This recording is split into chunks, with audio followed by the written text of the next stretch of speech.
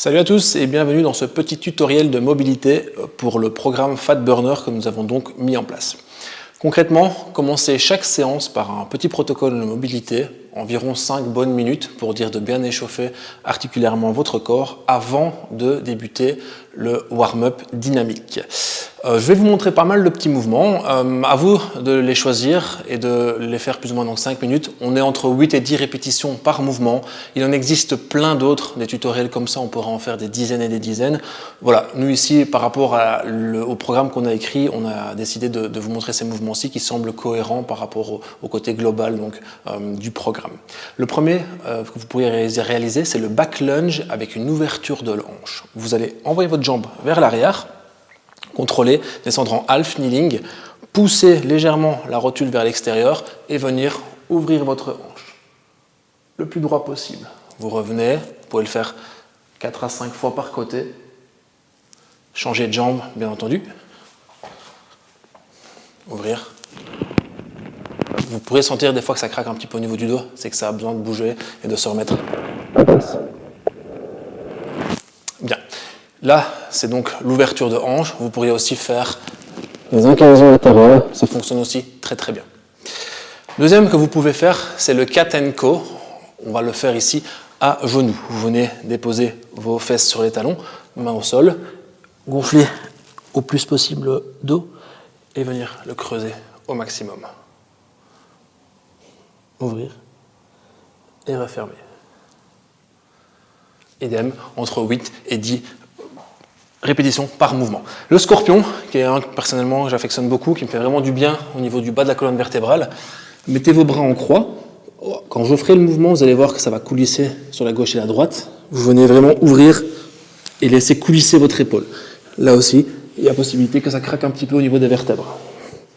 Contrôlez toujours bien le mouvement, une dizaine de fois au total. Un classique, c'est le shoulder twist. Là, on est plus sur un échauffement articulaire au niveau des épaules. Quand vous regardez votre articulation, vous pourriez ne faire que le poignet et le coude, et le poignet, le coude et l'épaule.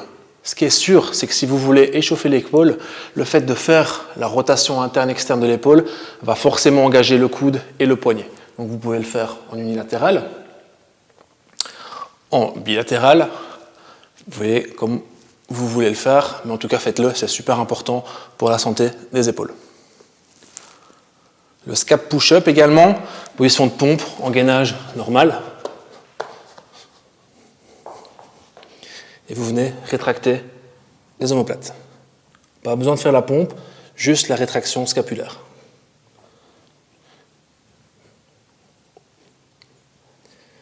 Et dans tout échauffement général, je vous conseillerais également de mettre une petite emphase sur les poignets. Personnellement, moi, c'est un gros facteur limitant sur tous les mouvements qui vont être un peu plus haltérophilie ou le front squat, le snatch, ce genre de choses. Moi, j'ai les poignets un peu fragiles, donc c'est quelque chose que moi, personnellement, je ferai beaucoup plus.